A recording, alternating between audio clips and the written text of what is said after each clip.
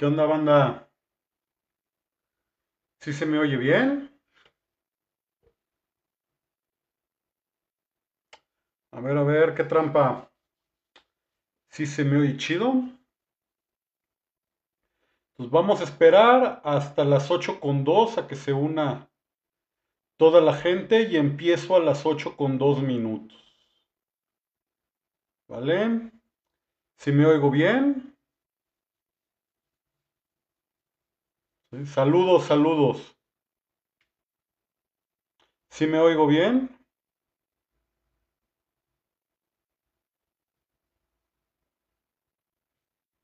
Saludos, saludos. A ver, ¿sí me oigo? Ah, muchas gracias. ¿Sí? Entonces, espero 2 minutos, empezamos a las 8:02. ¿Sí? Saludos, saludos. Sí, me ven volteando para este lado porque hagan de cuenta que acá tengo la cámara y acá tengo la computadora. ¿Sí? Entonces, pues bueno, mientras dan las 8:02, no, pues muchos saludos para allá, para Venezuela. Hola, Nay. ¿Sí? Pues mientras van las 8:02 les cuento,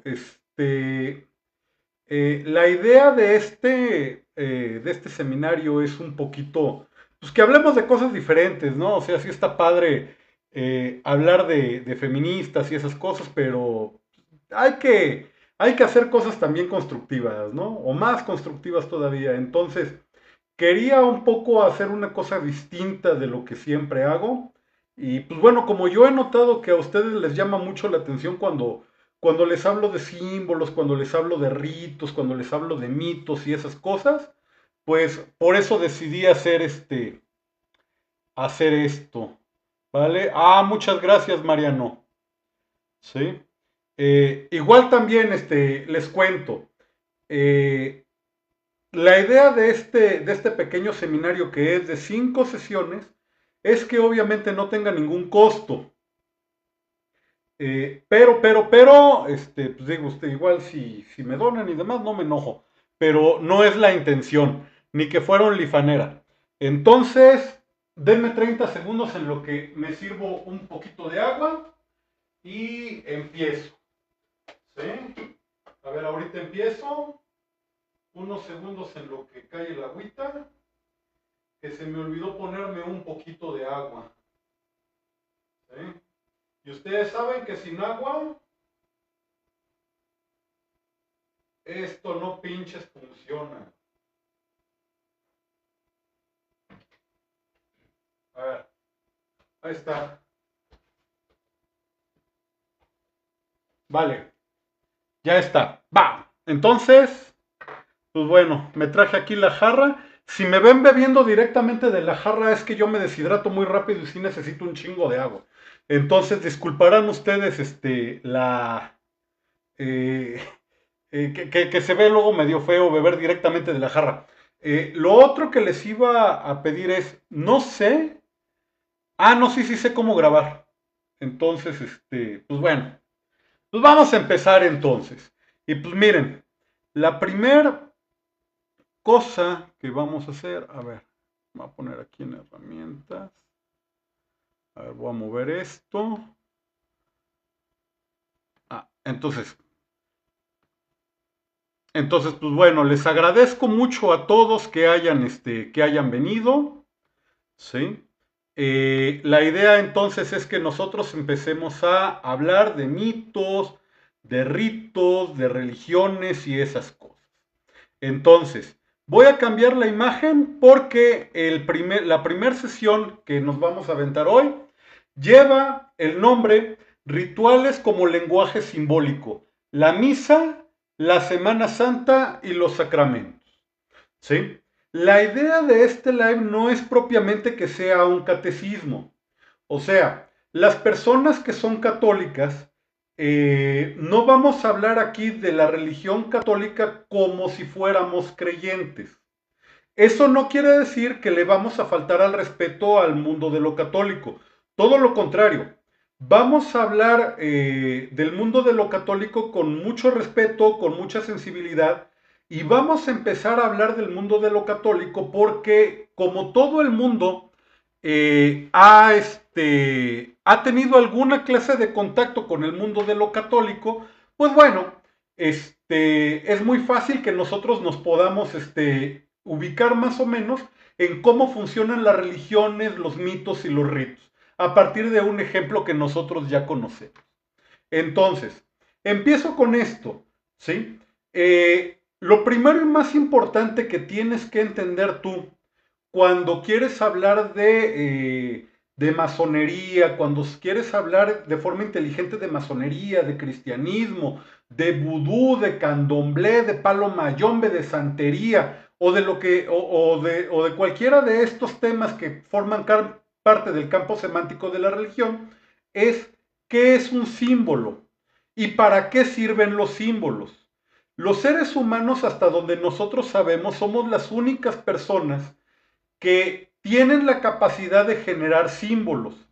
Y el símbolo lo que hace es que nos ayuda a organizar al mundo. Nosotros, nosotros vinimos al mundo y en el mundo no hay más que cosas. El que nosotros podamos darle significado a esas cosas es lo que nos hace diferentes al resto de los animales. ¿Sí?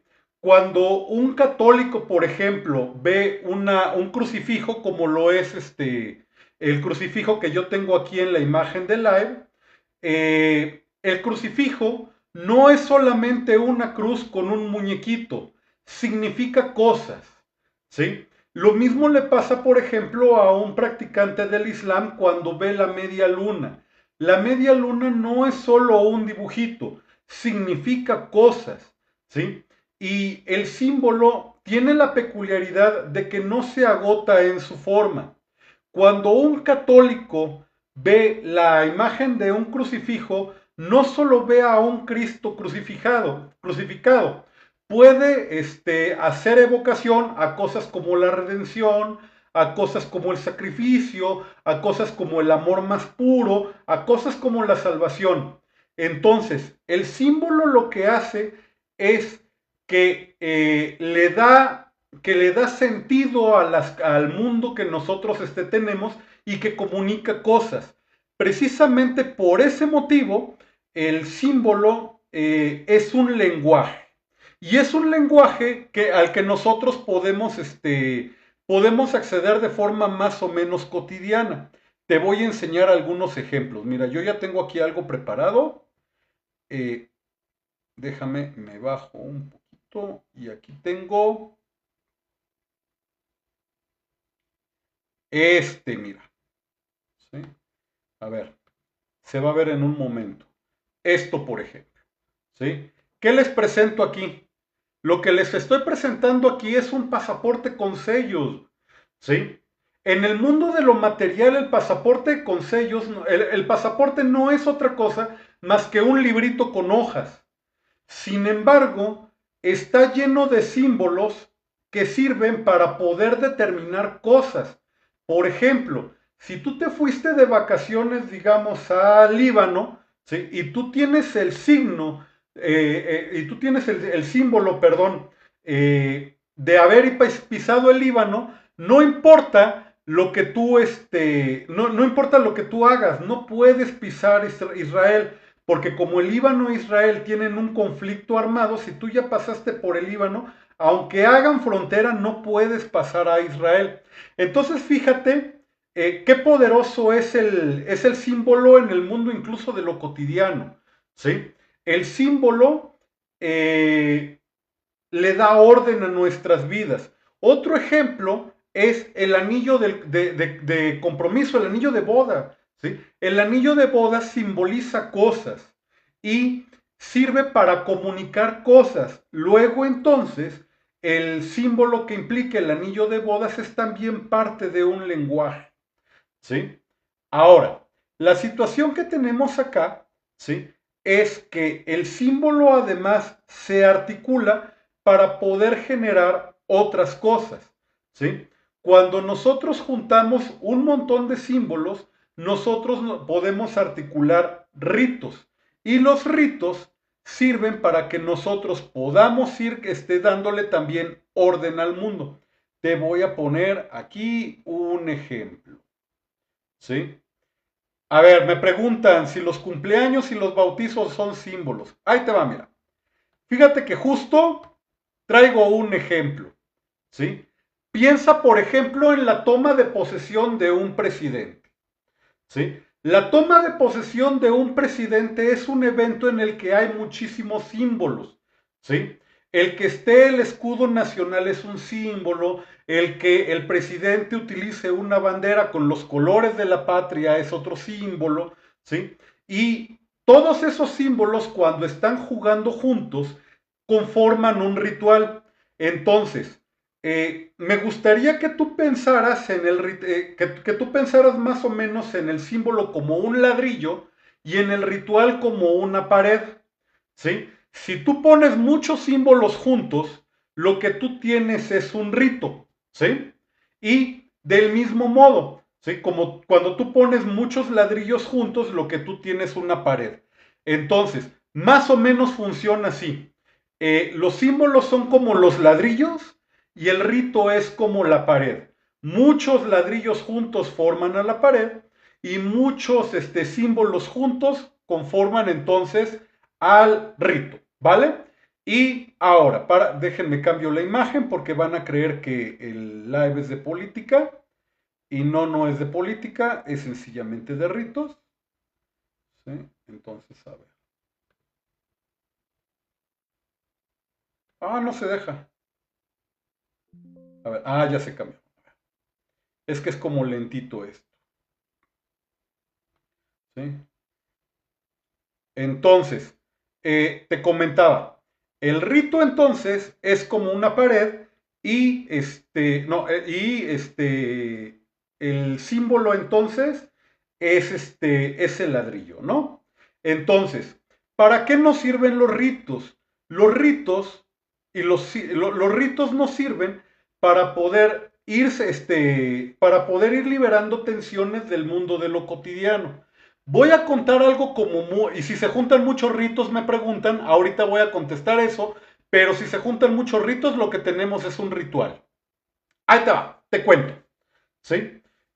Yo no cuento mucho mi vida personal, pero te voy a contar una cosa que a mí me pasó. Se va a oír como que es una pendejada, pero te juro que que tengo un punto. Mira, en alguna ocasión yo tuve una novia que quise mucho y que me mandó a la mierda, ¿no? Y yo la verdad es que esa ruptura la sufrí muchísimo, ¿sí? Sin embargo, hubo un momento en el que dejé de sufrir esa ruptura. Resulta que me fui a dormir y por alguna razón que no sé, yo soñé que yo era una especie de vampiro. Y yo soñé que esta novia que yo tenía, también, también ella era un vampiro, ¿no? Y por alguna razón teníamos que entrar a una casa de seguridad de la mafia a robarles algo. Entonces, pues ya se te imaginarás, pues éramos los dos vampiros y acá bien tácticos y bien equipados y con botas y arma y todo, ¿no?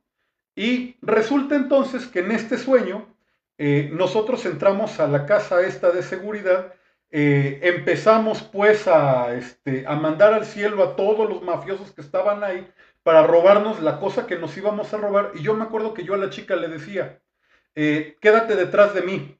Pero ella no me hace caso, se adelanta y en el sueño yo veo como alguien se le acerca por detrás y con una estaca y le estaca el corazón, ¿no? Y ella se convierte en sangre y cenizas.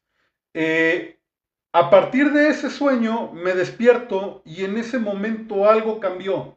En ese momento acepté la ruptura, ¿no? Y en ese momento pude desatorarme esas cosas.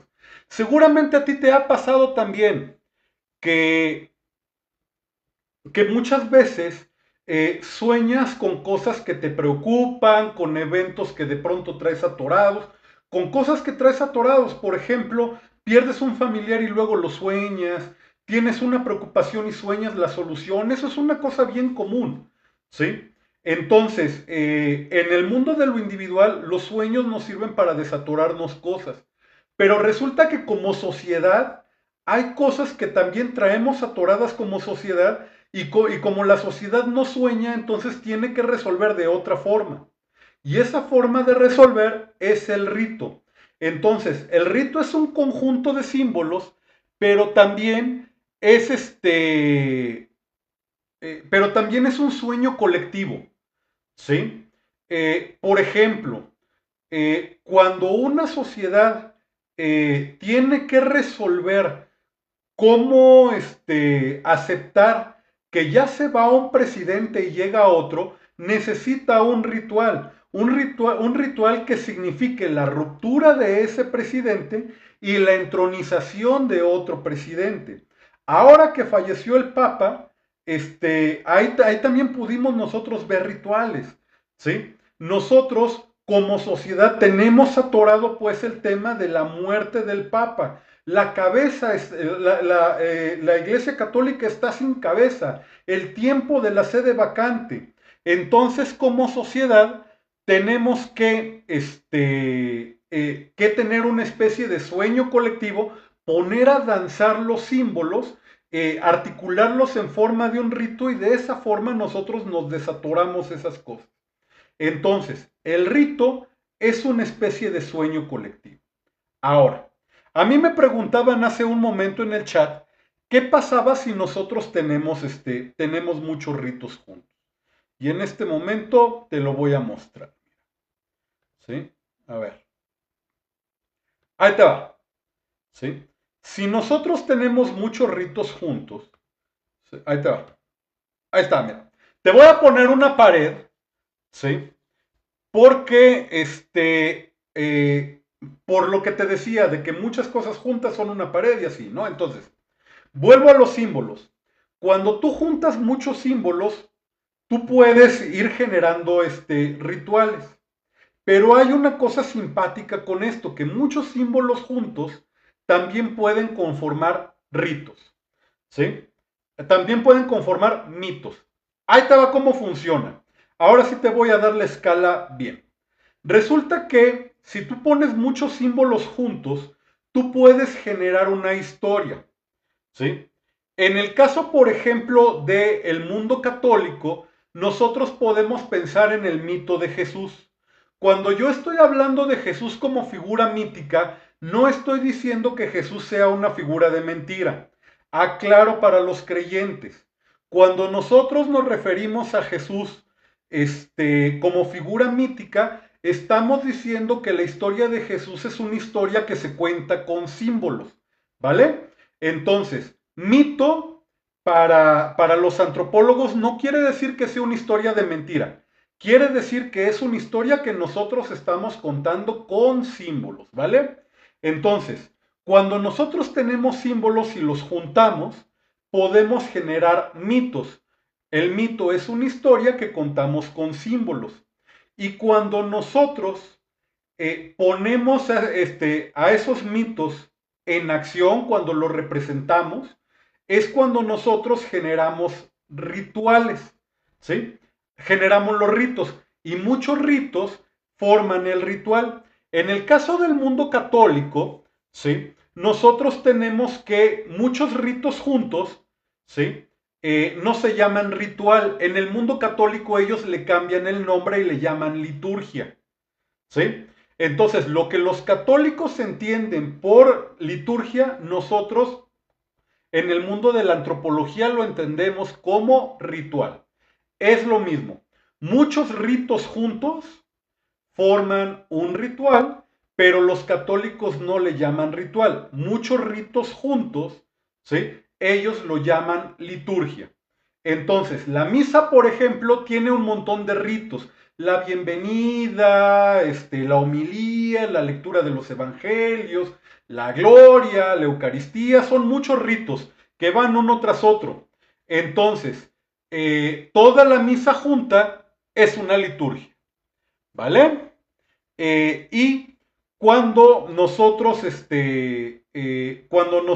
hacemos los rituales, lo que hacemos nosotros es actualizar o traer al mundo de lo, al mundo presente una historia pasada. Por lo tanto, piénsalo como una especie de sueño colectivo. ¿Sí? Entonces, en el mundo de lo ritual, la lógica de las cosas y el tiempo de las cosas no es exactamente la misma que en el mundo de lo cotidiano. Entonces, por ejemplo, los ateos, ¿sí? Que se burlan de la religión, ¿sí?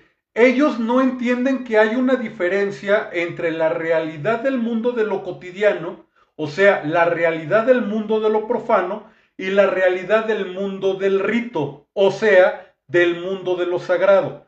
En la realidad del mundo de lo cotidiano operan lógicas y tiempos distintos que en la realidad del mundo de lo sagrado. ¿Por qué motivo? Porque en el mundo del ritual opera también una lógica ritual y opera también un tiempo ritual. Más o menos del mismo modo que en tus sueños hay otras lógicas, la lógica funciona distinto cuando tú sueñas y también cuando tú sueñas el tiempo funciona distinto. El rito es igual, ¿sí? La lógica no es la misma y el tiempo no funciona igual.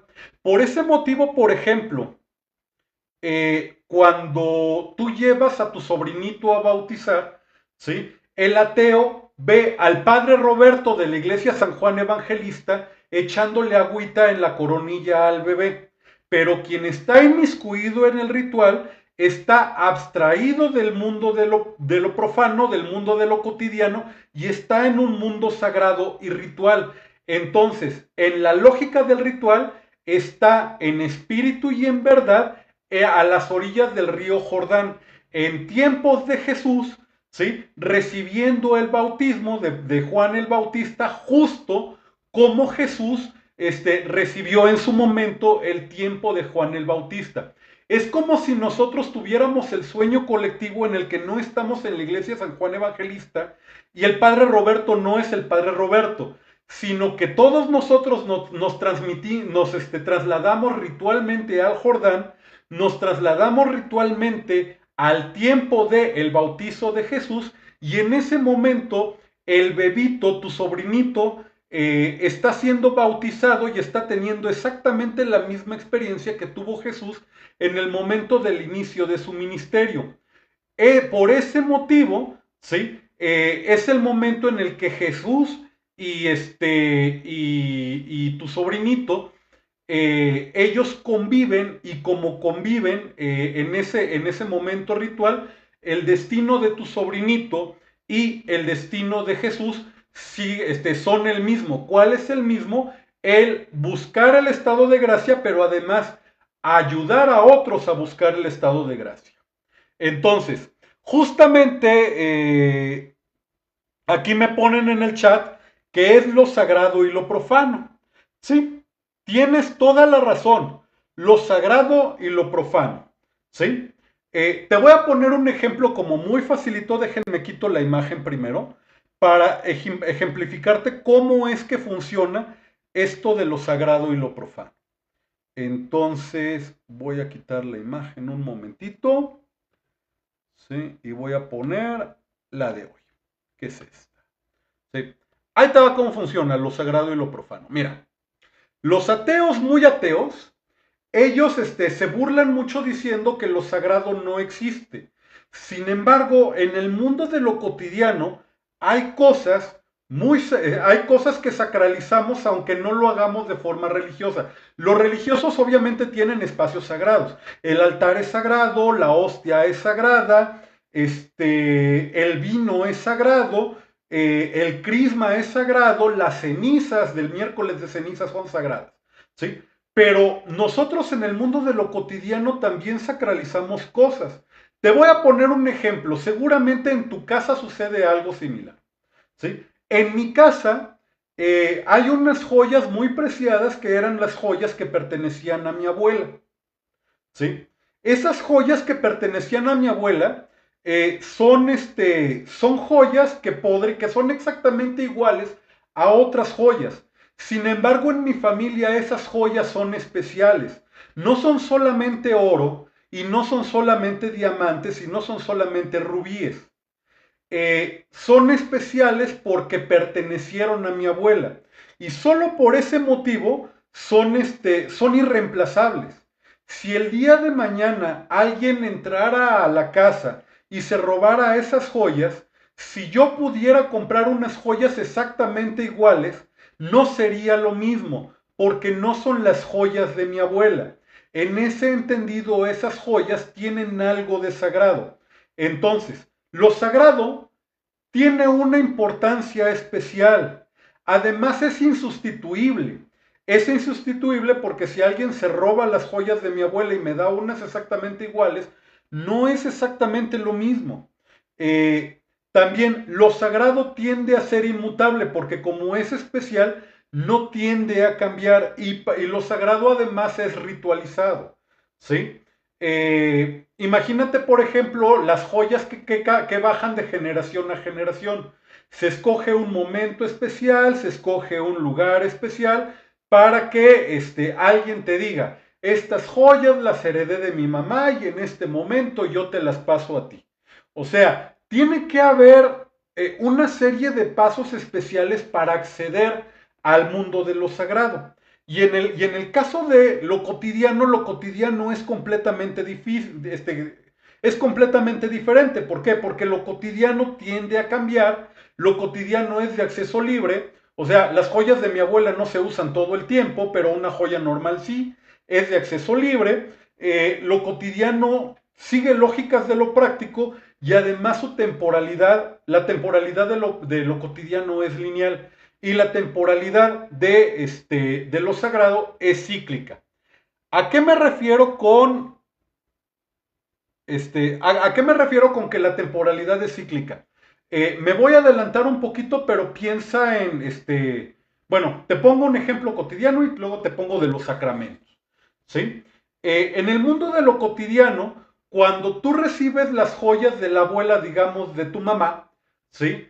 Tú sabes que ese ritual que está haciendo tu mamá para heredarte las joyas de su mamá, ella también vivió ese momento con su respectiva mamá y así a lo largo de las generaciones. Es un momento que se está repitiendo una y otra vez en la historia de tu familia.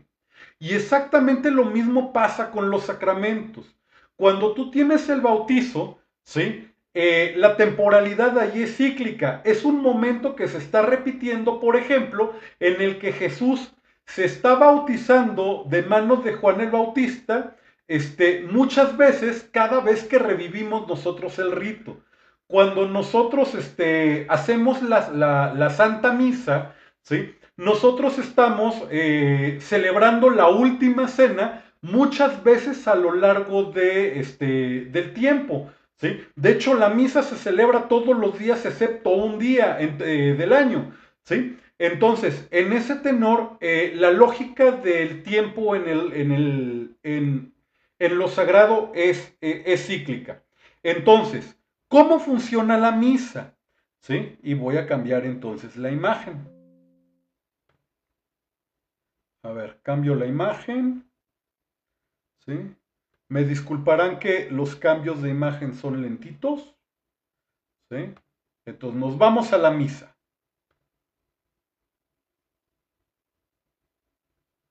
Hoy no se cambió. A ver, bueno. A ver, voy a volver a tratar y si no, pues ya, al cuerpo. ¿Sí? Aplicar. No se cambió, pero no importa. Entonces, ¿cómo funciona la misa? La misa entonces ¿es cotidiana o es sagrada?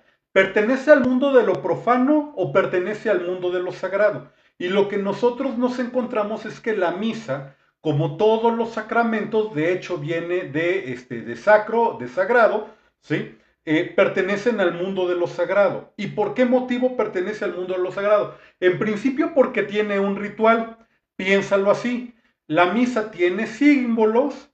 Esos símbolos todos juntos forman un mito que es la vida de Jesús, que repito, no estoy diciendo que la vida de Jesús sea una historia de mentiras, lo que digo es que la vida de Jesús es una historia que se cuenta con símbolos.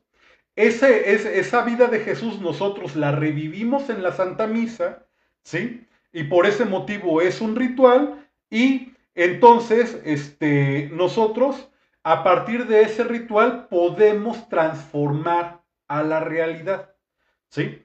Entonces, un poquito como cuando nosotros tenemos a una persona normal, la hacemos pasar por un ritual y la convertimos en un presidente.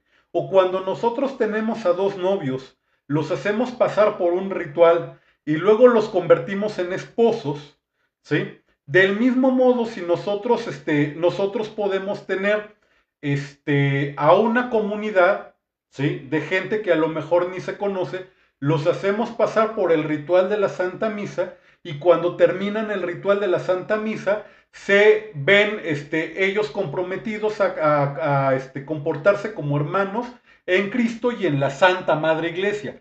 Hay un ritual ahí, ¿sí? Entonces, te voy a contar cómo funciona el ritual y luego cómo funciona en la misa. Entonces, espero que la imagen esta sí se vea. Es esta. A ver. Ah, sí se ve, pero está chiquita. La voy a hacer grande. Ahí te va, mira. ¿Sí? Ahí te va, mira. Todos los ritos de vudú, de santería, de masonería y del mundo católico tienen esta estructura. O sea, esta es universal, aplica para todos los ritos, ¿sí? Y son tres momentos. El primer momento es la fase preliminar, o sea, cuando el mundo funciona dentro de lo cotidiano y luego nos abstraemos del mundo de lo cotidiano y nos separamos de él. Cuando salimos del mundo de lo profano y entramos al ritual, entramos al mundo simbólico, ¿sí? Tenemos un segundo momento que es el de en medio que se llama fase liminar. Fase liminar es una palabra fresa para decir cuando las cosas se están transformando, cuando son y no son al mismo tiempo. Por ejemplo, cuando los novios estaban afuera de la iglesia, son novios. Cuando los estamos casando, no son los novios que estaban afuera de la iglesia, pero tampoco son esposos. Son una cosa ahí medio intermedia, ¿no? Y ya al final, cuando pasa cuando se llega a la fase de la reintegración, que es la tercera, entonces lo regresamos al mundo de lo cotidiano, pero lo regresamos transformados. ¿Sí? Así es más o menos como funciona. Piensa en un presidente.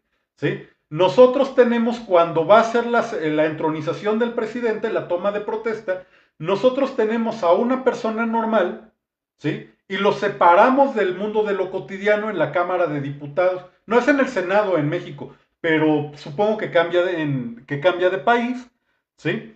Cuando está ocurriendo el ritual, que está tomando el juramento y demás, ahí es una cosa medio intermedia, y cuando se acaba ese ritual ya no es la misma persona que entró, ya no es el ciudadano que entró, ya es el presidente que encarna en sí mismo el poder ejecutivo. El Papa es una cosa bien bonita también, fíjense. Entra todo el colegio cardenalicio a la Capilla Sixtina, ¿sí? Y se abstraen del mundo de lo cotidiano, entran al mundo de lo sagrado. Y ahí en el mundo de lo sagrado, ¿sí? Uno de ellos, el que es elegido, ya no va a regresar al mundo de lo cotidiano como el cardenal que entró. O sea, cuando los cardenales entran todos a la Capilla Sixtina, saben que uno de ellos ya no va a volver a salir a la calle como cardenal. Va a ser un papa. Entonces, fíjate, en el cónclave, los cardenales salen del mundo de lo cotidiano y se encierran en la Capilla Sixtina, y en la Capilla Sixtina todos ellos son potenciales papas. Alguno de ellos va a ser papa. Luego, cuando ya la votación sucede, le preguntan a la persona elegida si acepta ser papa, y en ese momento elige un nombre. Entonces dense cuenta que ahí hay una transformación, ¿sí? Luego pasa al cuarto de las lágrimas, en donde él se da cuenta él se da cuenta de esa transformación, ¿sí? Porque como ya renunció a su nombre, el Papa ya no tiene nacionalidad porque es universal, el Papa ya no puede tener ideología porque ahora su ideología es el Evangelio y ser el vicario de Cristo, y ya no puede tener misiones personales. Su misión es ser el pastor de la Santa Madre Iglesia. Entonces, cuando sale del cuarto de las lágrimas, él ya no se pertenece a sí mismo, por eso él no sale a saludar en el balcón a decir, ¿qué onda todos? Yo soy el nuevo papa, eso no pasa. Alguien es quien lo presenta como papa. Hola a todos, buenas tardes, les presento al papa Juan Pablo II, les presento al papa Francisco, no sé, ¿sí? Él no se presenta a sí mismo como un papa porque él ya no se pertenece a sí mismo. Entonces, piensa tú en cualquier ritual que tú conozcas, y en cualquier ritual que tú conozcas ocurren justo esos tres pasos. Está primero la separación del mundo de lo profano hacia un mundo sagrado, luego ocurre una transformación y luego es la reintegración otra vez al mundo de lo cotidiano, al mundo de lo profano, pero después de una transformación. El mundo cambió un poquito a partir del rito. Entonces, en la misa, es más, hasta vamos a poner una imagen de la misa, ¿sí? En la misa, la cosa funciona exactamente así. Mira, vamos a cambiar la imagen y vamos a ponerte el de la misa. Aquí está la misa, ¿sí? Entonces, vamos a identificar. Aquí está el cuadrito, lo voy a hacer más grande, aquí está. Entonces, vamos a identificar lo de la separación, la liminaridad y la reintegración en la misa. Fíjate, tú llegas a la misa, ¿sí? ¿Y qué ocurre en la misa? Primero es la entrada y el saludo, ¿no? Entonces ahí, en el momento en el que tú entras a la misa, estás yéndote del mundo de lo cotidiano y estás entrando en el mundo de lo sagrado. Ahí lo que tú tienes es una separación. En segunda instancia, lo que tú tienes entonces es que se empiezan a decir cosas, ¿sí? Por ejemplo, se leen las cartas de San Pablo, se lee el Evangelio, todo el mundo que está en la misa atendiendo esa narración está recordando cosas. Es como si todo el mundo tuviera el mismo sueño. Estás participando de una memoria colectiva, ¿sí? Entonces, en ese momento tú lo que tienes ya es un momento de liminaridad. Está ocurriendo una transformación que ya no está siguiendo la lógica del mundo de lo profano, ¿sí? Estás en una lógica del mundo de lo sagrado como si fuera un sueño colectivo, y ahí están pasando cosas. Luego, ¿qué sucede? Sucede la Eucaristía. En la Eucaristía también hay una transformación. El sacerdote levanta la hostia, la consagra, y en ese momento la hostia ritualmente se transforma. Ya no es solamente un trozo de pan y ya no es solamente un poco de vino. Lo que hay entonces es la transmutación, los católicos le llaman la transustanciación, de el pedazo de pan al cuerpo de Cristo y a la sangre de Cristo. Los ateos que no saben de estas cosas, ellos dicen, sí, pero si yo me llevo la hostia consagrada y el vino consagrado al laboratorio y le hago un análisis químico proximal, me va a salir que no cambia la composición. Y los ateos en ese argumento tienen toda la razón, pero la parte que ellos no están entendiendo es que la transformación es una transformación ritual que ocurre dentro del contexto de lo ritual y que se está recordando un evento, y que además ese evento, como lo que ya les dije de que el tiempo es cíclico en el mundo de los rituales, el evento no solo se está recordando, sino que se está volviendo a vivir.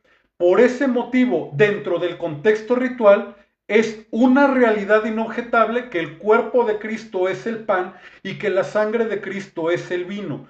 ¿Por qué motivo? Porque estamos abstraídos de la lógica del mundo de lo profano, estamos metidos en la lógica del mundo de lo sagrado y estamos reviviendo a partir de un ritual un evento, ¿sí? No estamos en el tiempo de lo profano y no estamos en la lógica de lo profano. Estamos en otro tiempo y estamos en otra lógica, ¿vale?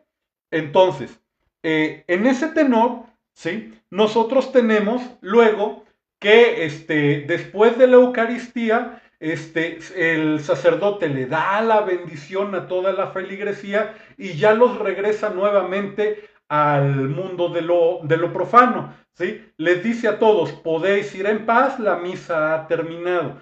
Ese es el momento en el que se rompe, pues, el mundo de lo sagrado y nuevamente la gente se reintegra al mundo de lo profano, pero se reintegra transformada, se reintegra renovada, se reintegra santificada e incluso hasta bendecida. ¿Vale? Entonces, ¿sí? Les quiero contar también otra cosa sobre la misa. Voy a quitar un poquito esta imagen de la misa y voy a poner nuevamente la imagen de la sesión de hoy para que la gente que entre sepa de qué estamos hablando, ¿vale? ¿Sí? A ver, entonces es aquí en descarga. Ah, no es. Bueno, mientras estoy cambiando la imagen, ¿cómo ven? ¿Sí? No, dicen aquí en el live. ¿Sí? Ya nos agarraste de puerquitos a los ateos. No, no es que los agarre de puerquitos a los ateos. ¿Sí? Es que luego los ateos, como ellos están muy anclados en la lógica de lo material que digo, no está mal, ¿sí? A los ateos luego se burlan mucho de estas lógicas que ocurren en el mundo de lo sagrado. Y como se burlan mucho de estas lógicas del mundo de lo sagrado, pues luego sí hay que decirles que aunque en el mundo de lo profano, o sea, en el mundo de lo cotidiano, su lógica opera y es perfectamente aplicable, en el mundo de los rituales, la lógica material de los ateos no aplica y no aplica porque nosotros estamos haciendo otra cosa. Ay, no sé por qué se hizo tan grande la imagen. Sí. A ver, yo le estoy tratando de hacer más chica. Ah, ya se hizo más chica.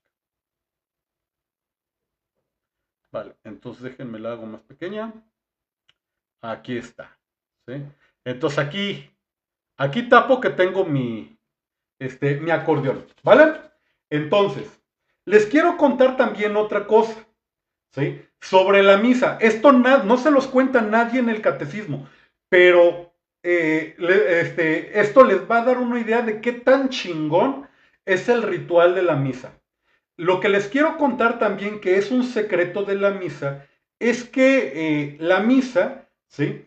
En la misa ocurren distintas cosas, pero además también la misa es revivir algunos pasajes importantes de la vida de Cristo, ¿sí? Cuando tú vas a la misa no solo está ocurriendo aquello de la separación, de la liminaridad y de la reintegración que te expliqué hace un rato, sino que también lo que ocurre es que nosotros estamos recordando la vida de Cristo en sus distintos momentos. Por ejemplo, ¿sí? Cuando llegamos a la misa y empieza pues el saludo del sacerdote y ocurre la separación del mundo de lo cotidiano al mundo de lo sagrado, ¿sí? Nosotros estamos recordando un evento del mundo de Jesús, que es la separación que tuvo Jesús del mundo de lo cotidiano al mundo de lo sagrado. ¿En qué momento? Cuando Jesús se va al desierto, ¿sí? En segunda instancia, lo segundo que ocurre en la misa es la gloria.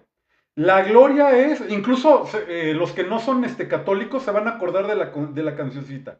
Gloria al Señor que reina en el cielo. ¿Sí se acuerdan de esa? Esa es casi al principio de la misa, ¿sí? Ahí lo que se está recordando es la entrada triunfal de Jesús a Jerusalén. ¿Sí? Es lo que se conmemora en el Domingo de Ramos, ¿sí? Hasta se canta Hosana en el cielo, ¿sí? Entonces, ahí tenemos nosotros que no solo estamos reviviendo, pues, la pasión y la muerte de Cristo, estamos reviviendo también la entrada de Jesús a Jerusalén. Tenemos también la homilía, que es cuando el sacerdote se avienta su choro, y nos cuenta las puras netas de la vida y nos da consejos y nos dice cómo la Biblia se aplica al mundo de lo cotidiano y demás. Hay que estamos recordando de la vida de Jesús. Ese es simple, ¿sí? Es Jesús dando sus discursos y haciendo sus parábolas. Es Jesús educando a su feligresía. Nosotros somos la feligresía y el sacerdote está haciendo la de Jesús. En ese sueño colectivo, nosotros no estamos escuchando al Padre Roberto aventándonos un choro en domingo. Somos parte de la feligresía de Jesús y Jesús, en ese momento representado por el sacerdote, nos está aconsejando cosas como, como Jesús aconsejaba a las multitudes, ¿no? Es una actualización. Tenemos también el ofertorio. El ofertorio es cuando se hace la ofrenda del vino y del pan. Es ese momento en el que el vino todavía es vino y el pan todavía es pan y se hace la ofrenda. ¿Sí? A los que no son católicos les va a sonar la cancioncita. ¿Sí? Te presentamos el vino y el pan. ¿Sí, sí la topan? ¿Sí? Ese momento de la misa se llama el ofertorio. ¿Y ahí qué estamos recordando? Ahí lo que estamos recordando es la última cena. Entonces vean cómo en la misa lo que estamos haciendo es reviviendo toda la vida de Jesús. ¿Sí? Tenemos la consagración. La consagración es cuando el sacerdote levanta la hostia y levanta también la copa, ¿sí? Cuando dice, este es el cuerpo y esta es la sangre y demás, ¿sí? Por respeto, sí lo parafraseo, no hago la letanía, ¿sí? Pero cuando el sacerdote hace esto que todos sabemos, ¿sí? Lo que se está recordando es la pasión y la muerte. Como ese evento es el mito fundacional del credo católico, ahí hasta te arrodillas, porque es el momento más sagrado de toda la cristiandad, ¿sí? Tenemos también nosotros que después de que todo mundo comulga y además se reza el Padre Nuestro y nos damos la paz, ¿sí? Ah, no, perdón, eso es antes, ¿sí? O sea, después de la consagración, se reza el Padre Nuestro y nos damos la paz. ¿Por qué motivo? Porque hay una transformación también porque hay una transformación. Es Jesús haciendo su comunidad, ¿sí? Y nosotros mismos también reconociéndonos como una comunidad recíproca, como el cuerpo de Cristo y el cuerpo de la iglesia, y por ese motivo nosotros nos aceptamos como hermanos en Cristo y como hermanos en la iglesia. Por ese motivo nos damos la paz. Y ya que nos dimos la paz y ya que pensamos todos que somos hermanos, que estamos reconciliados en Cristo y que además somos hermanos en la Santa Madre Iglesia, entonces sí ya podemos pasar a comulgar, ¿sí? Y ya cuando pasamos a comulgar, entonces, ¿sí? Y ya cuando pasamos a comulgar, lo que estamos recordando es el misterio de la resurrección de Jesús. ¿Por qué motivo? Porque entonces el cuerpo de Cristo, lo sagrado que tiene la hostia, ¿sí? Pasa directamente a tu cuerpo. Y en ese momento tú eres uno con Cristo. Cristo resucita a través de tu cuerpo, ¿sí? Por ese motivo, el momento de recibir la hostia consagrada es tan sagrado, porque se revive el milagro de la resurrección de Cristo en el momento en el que tú tomas el cuerpo de Cristo, ¿sí? Y lo metes en tu propio cuerpo que está vivo, ¿sí? En ese momento ocurre un momento de liminaridad en la que tú eres uno en Cristo y a partir de ese momento de liminaridad, entonces ocurre nuevamente el misterio de la resurrección, ¿sí? Y tenemos también, a su vez, la última parte, que es cuando el sacerdote le da la bendición a la gente y luego los manda a todos, nuevamente al mundo de lo profano. ¿Qué ocurre ahí? ¿Qué estamos recordando en ese momento? Estamos recordando la misión apostólica que hay después del misterio de la resurrección.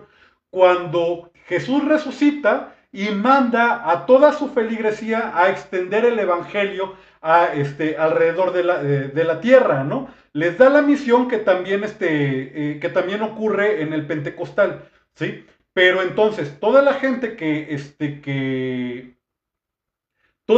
estuvo en la misa, ¿sí? Regresa al mundo de lo cotidiano, pero regresa con esa misión, pues, apostólica, ¿no? Por eso hay gente que hace catecismo y por eso tienes que poner el ejemplo siguiendo el ejemplo de Cristo y demás, ¿no?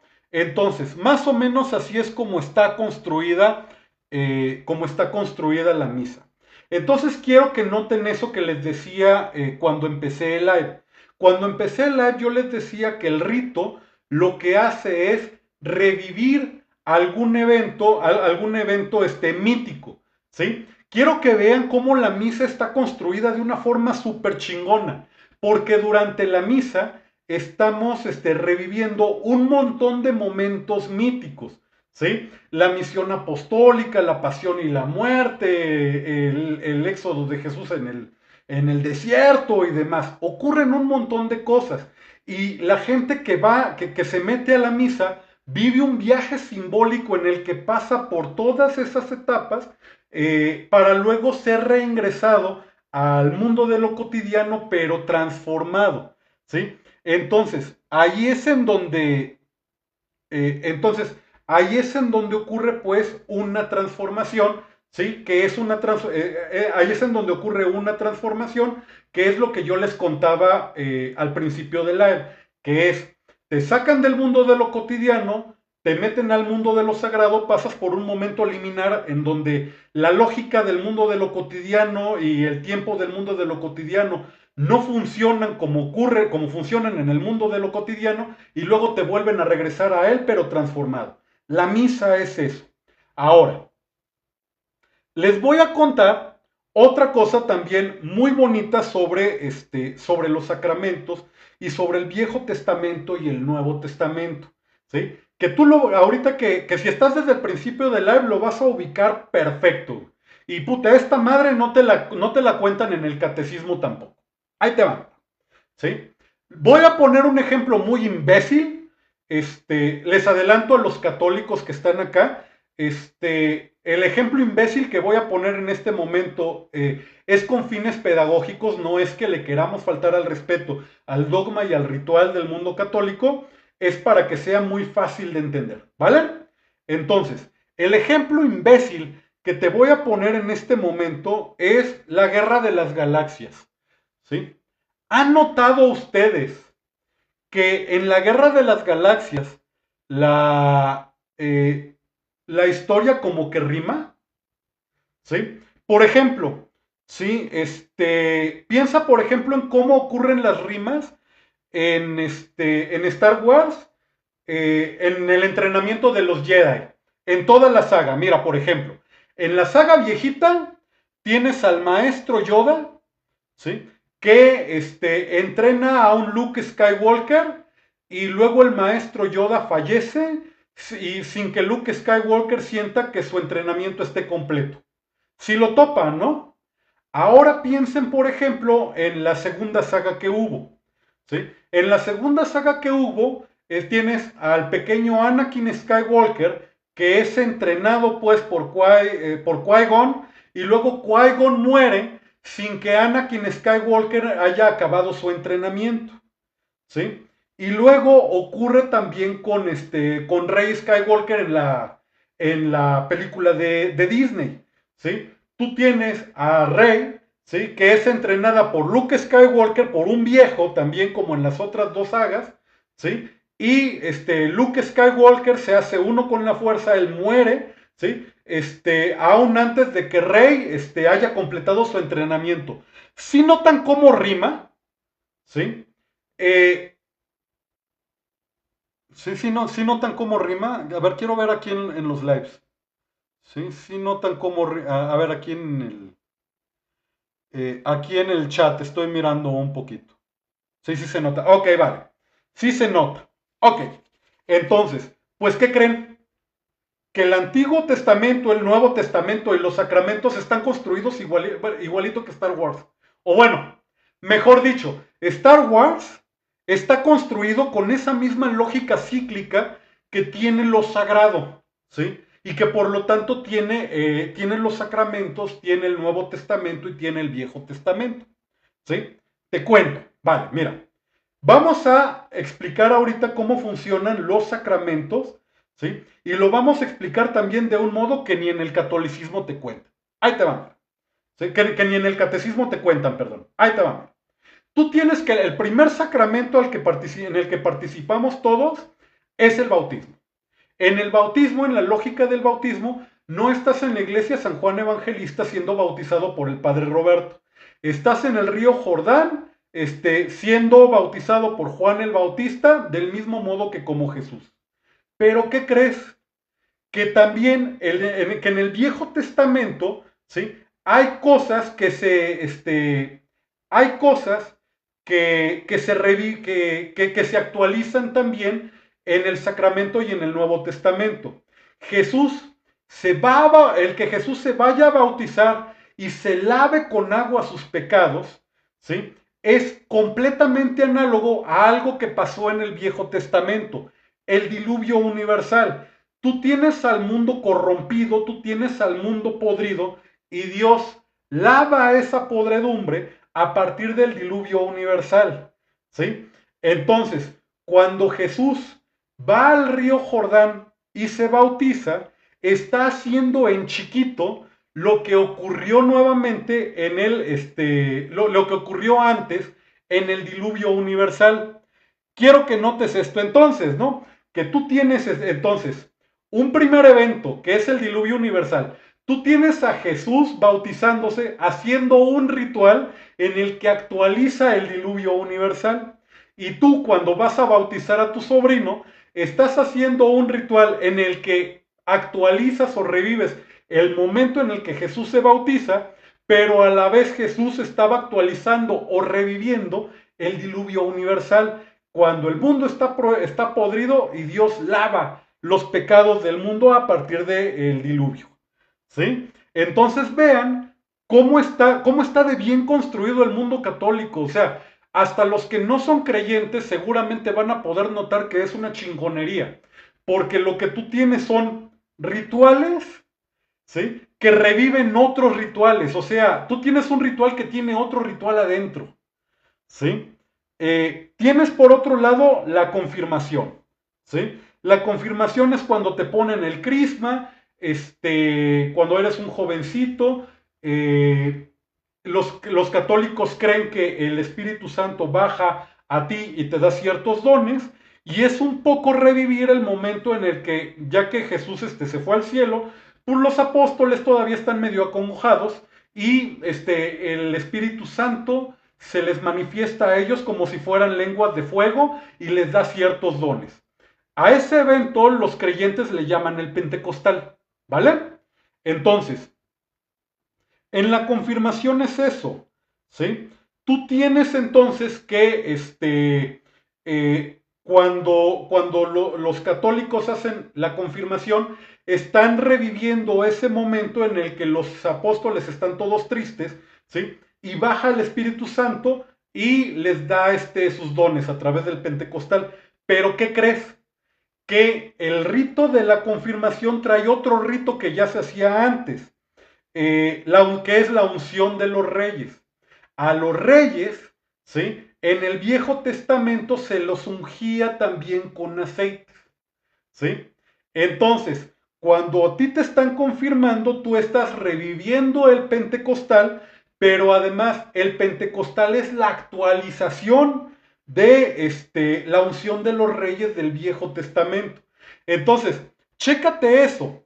Cuando, cuando los católicos te dicen que Jesús es eh, es la actualización del Viejo Testamento, ¿sí? En realidad no están diciendo mamadas, ¿sí? Porque la propia vida de Jesús y los sacramentos son la actualización de lo que ya existía en el Viejo Testamento, ¿sí? Te voy a poner el ejemplo de la Eucaristía. Exactamente, la nueva alianza, ¿sí? El ejemplo de la Eucaristía también es bonito porque fíjate, cuando se hace el rito de la Eucaristía, lo que tú tienes es que estás, recordando, estás reviviendo la última cena. Pero ¿qué crees? Que cuando Cristo instituyó el rito de la Eucaristía, estaba también reviviendo otra cosa. ¿Se acuerdan de qué fue lo que comían los israelitas cuando escaparon de Egipto y no podían comer? Ellos comían maná, que era una especie de pan que les caía del cielo.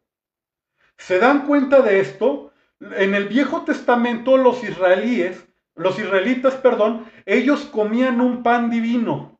Y en la última cena se instituye un rito en el que vuelves a comer pan divino, ¿sí? Y luego pues vas tú el domingo y vas a la misa y vas con el padre Roberto y te dan la hostia consagrada y tú estás reviviendo el momento de la última cena, pero la última cena también era revivir el momento del consumo del pan divino. ¿Y qué tal, por ejemplo, la penitencia? ¿Sí? El arrepentimiento, la penitencia y la enmienda, cuando tú te vas a confesar. ¿Sí? Cuando tú te vas a confesar, ¿sí? Se está reviviendo también otro momento de la vida de Jesús, que es cuando le llevan a la mujer adúltera, seguro se acuerdan, le llevan a una mujer adúltera, la gente se la quiere chingar y Jesús la defiende. Y luego, ya que se queda con la mujer adúltera, le dice a la mujer adúltera, levanta, algo así como, levántate, vete y no vuelvas a pecar, ¿sí? Cuando tú te presentas ante un sacerdote para que te confiese, en ese momento tú estás tomando el lugar de la mujer adúltera, ¿sí?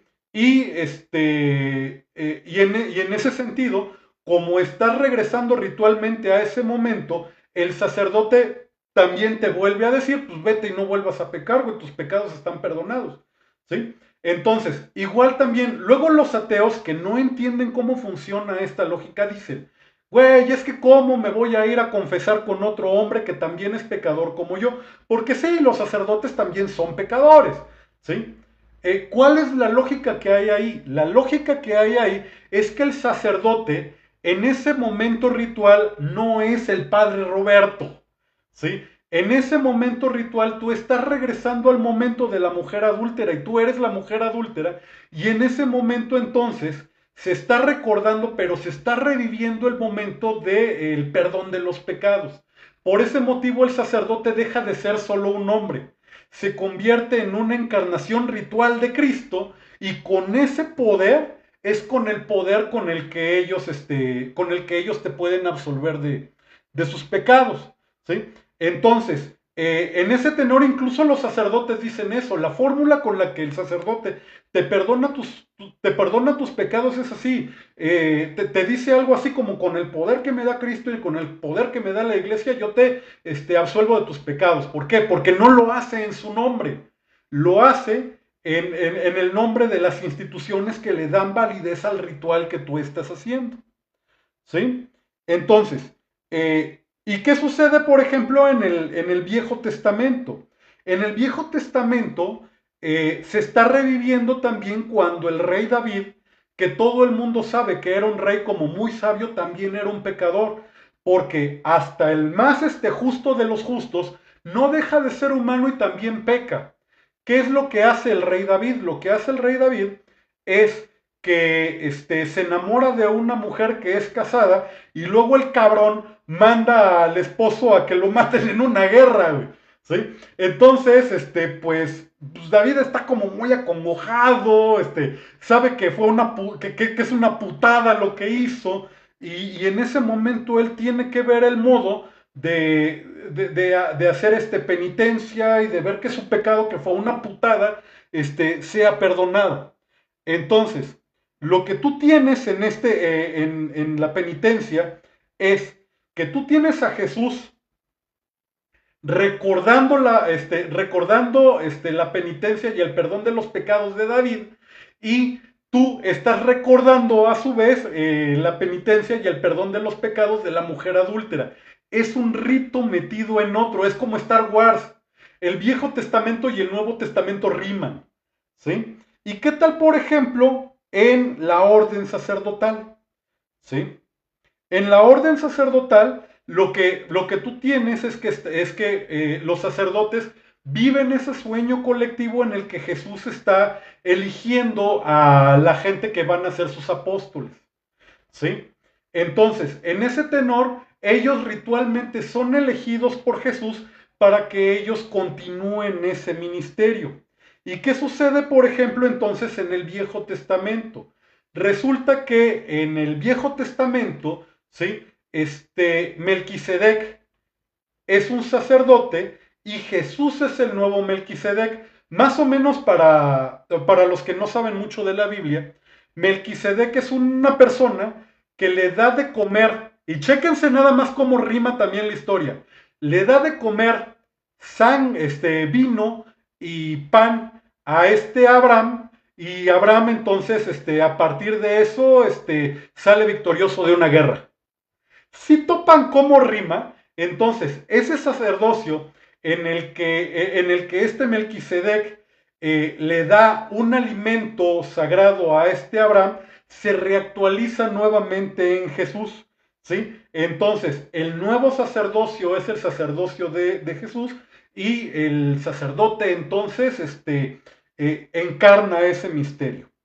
Tenemos también la unción de los enfermos, ¿sí? En la unción de los enfermos en el Viejo Testamento, igual también es Melquisedec. Hay una persona que se llama Naa, que es como un rey sirio, y ese vato trae como lepra. La lepra era una enfermedad cabrona, pues ese cabrón sabía que se iba a morir, güey, ¿sí? Entonces,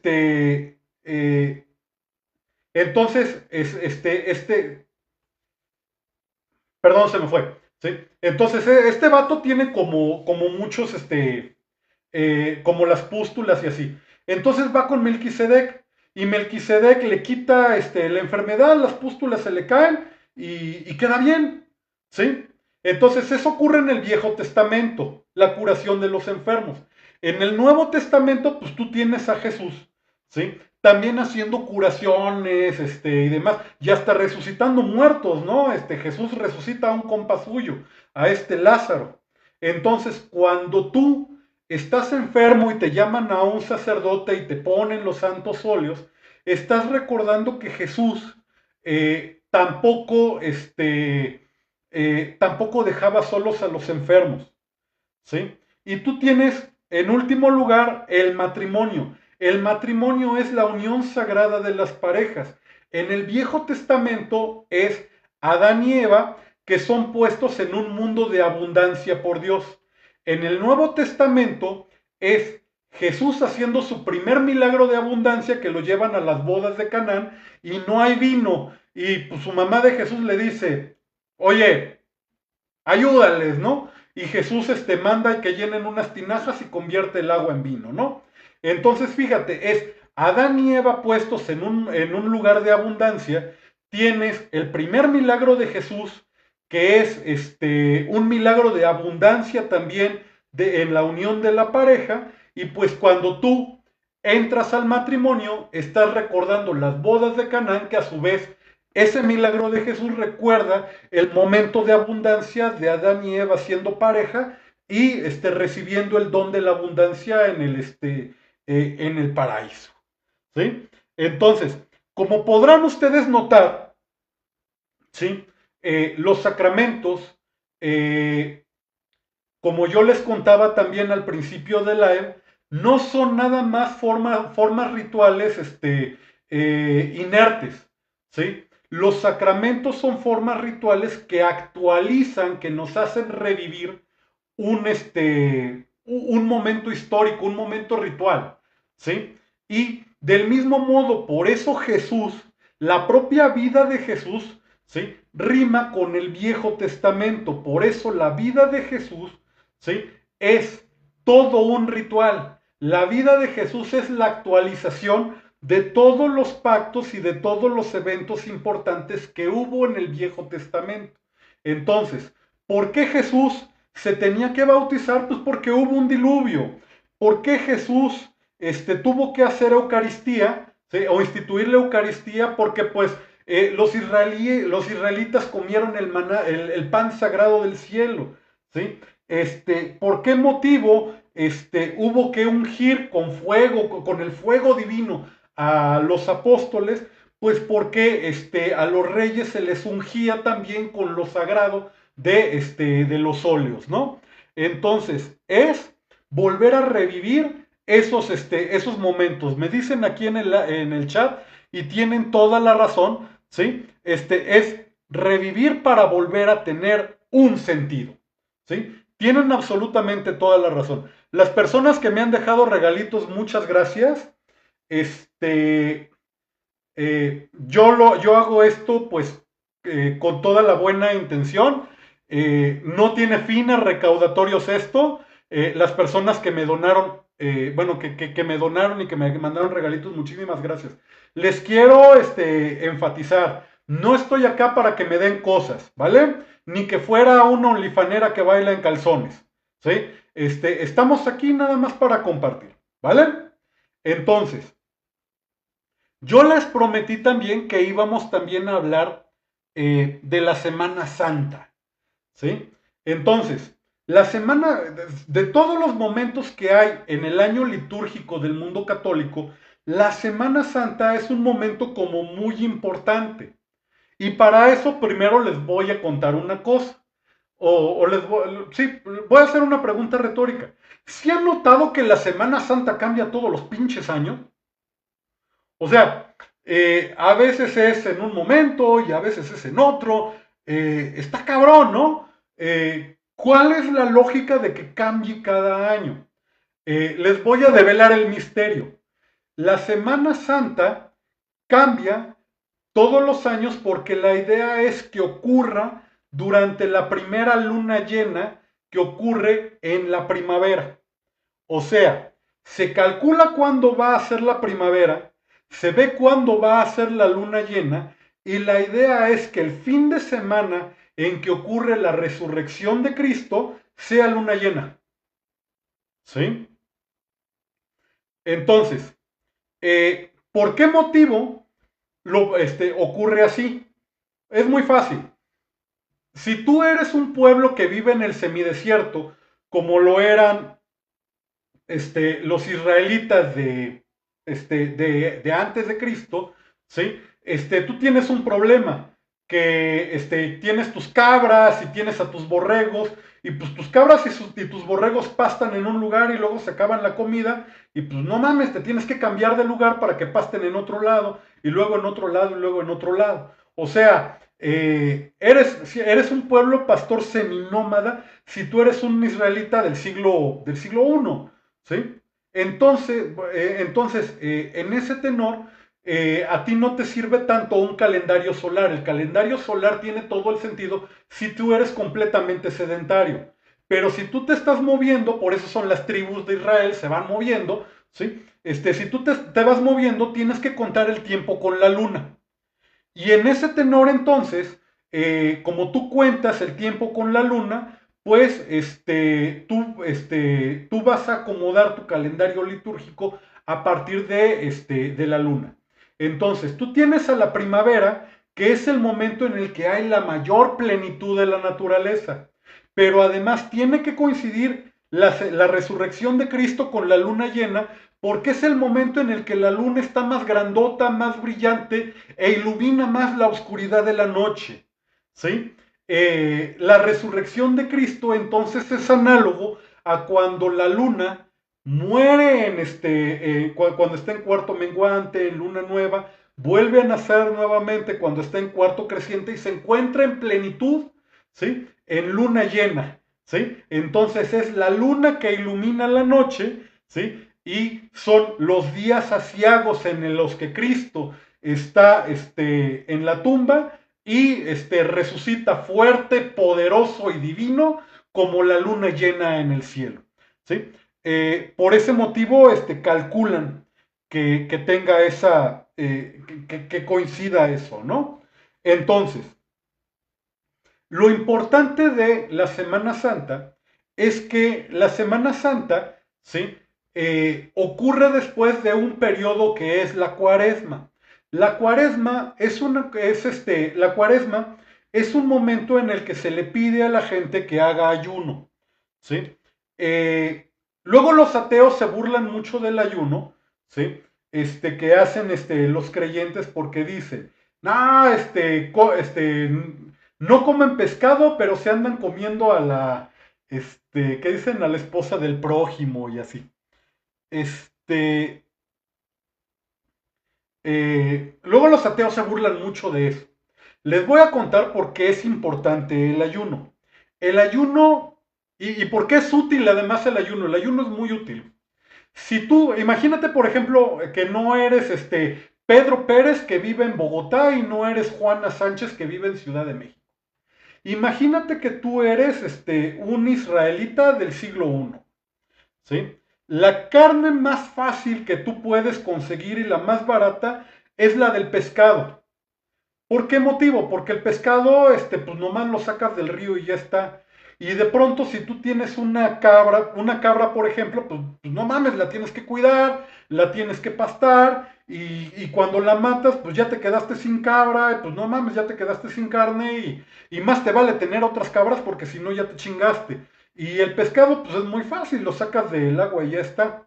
Si tú tienes un momento, un periodo de un mes, en el que nadie come carne, ni los ricos, y todo el mundo come alimentos humildes, como lo era, por ejemplo, el pescado, ¿sí? Lo que haces tú es que hay una sobreproducción de carne, hay un exceso de carne en el mercado, ¿sí? Entonces, cuando se rompe el ayuno, cuando ya se acabaron los días santos, cuando ya se acabó la cuaresma y la Semana Santa, hay un exceso de carne. ¿Y qué pasa cuando en el mercado hay un exceso de cosas? Los precios bajan. Y si los precios bajan, entonces los pobres que nunca pueden comer carne roja, ya pueden comer carne roja, ya les alcanza. ¿Sí? Y eso le sirve a todo mundo, porque los pobres pueden comer mejor de vez en cuando gracias a estos periodos de ayuno, y además los ricos, ¿sí? O la gente poderosa, pues entonces mantienen más o menos la paz social, porque el hambre es cabrona, ¿sí? Entonces todo mundo come alimentos humildes, ¿sí? Y cuando se rompe el ayuno, el precio de los alimentos más costosos baja.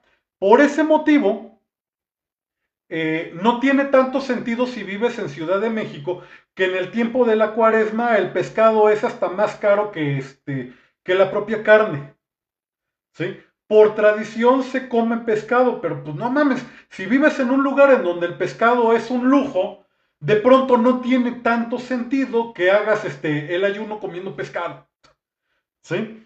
Entonces, los 40 días, ¿sí? O el periodo de cuaresma, no es un periodo de 40 días nada más, porque sí, acuérdense, todo en el mundo de lo católico rima y en el mundo del ritual, siempre sirve para revivir otras cosas.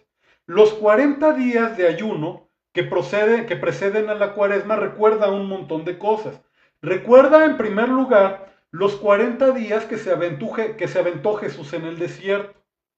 Recuerda también los 40 días del diluvio, ¿sí? Esa luego se les olvida. Recuerda también los 40 años que se tiró el pueblo de Israel en el Éxodo. Y recuerda también las 40 décadas que se aventaron los israelitas en temporada de esclavitud. Ahora, ¿sí? Luego los ateos se ríen mucho cuando dicen, no mames, este, ¿a poco sí se tiraron 40 años y se tiraron 40 días? Hay un meme que seguro han visto, que se avientan un mapa de cómo de Egipto a Israel te avientas caminando 3 meses y ellos se tiraron 40 años, que cómo le hicieron. No, a ver, 40 años es un número simbólico. Es para decir mucho, como decimos México, para decir un chingo, ¿sí? En México, cuando nosotros queremos decir un número grande, nosotros decimos 1000, 8000, ¿sí? ¿Qué es no sé, pues un número grande ya, ¿no? Igual 40 se refiere a eso, o sea, no quiere decir que de verdad, Jesús se atiró 40 días sin comer. Nadie sabe cuántos días se aventó. 40 días es un número para decir indeterminado, pero un chingo, ¿sí? Y recuerda precisamente eso, ¿no? Que fue un chingo de tiempo que se aventaron que se aventó Jesús en el desierto, un chingo de tiempo que se aventaron en el diluvio, en la cuaresma y en la esclavitud, ¿no? Entonces, cuando se habla de 40 se refiere a mucho e indeterminado, ¿vale? Entonces, el ayuno, ¿sí? De la cuaresma o el periodo de la cuaresma, ¿sí? Tiene también tres pilares, o sea, no es nada más dejar de comer carne. Los ateos creen que es nada más dejar de comer carne, pero no. Sirve también para hacer justicia en tres niveles. Chécate cómo funciona. El ayuno de la cuaresma tiene tres pilares. Esto no te lo cuentan en el catecismo. El primer lugar, durante la cuaresma tienes que hacer oración. ¿Por qué tienes que hacer oración? Porque estás haciendo justicia para con Dios. ¿Sí? Segundo momento, ¿sí? Tienes que hacer ayuno. ¿Por qué tienes que hacer ayuno? Tienes que hacer ayuno porque haces justicia también para contigo mismo. O sea, la regla es también para contigo mismo. Y en tercer lugar tienes la limosna. O sea, también tienes que hacer obras de caridad. Y en ese tenor entonces haces justicia para el prójimo. Entonces, la temporada de la cuaresma son tres niveles. Justicia para Dios a partir de la oración, justicia para uno mismo a partir del ayuno y de seguir la regla. Y en tercer lugar, justicia para con el prójimo a través de las labores piadosas y de la limosna. ¿Sí? Entonces, Chihuahua, yo había apuntado aquí algo, ¿sí? Que eran los tres pecados.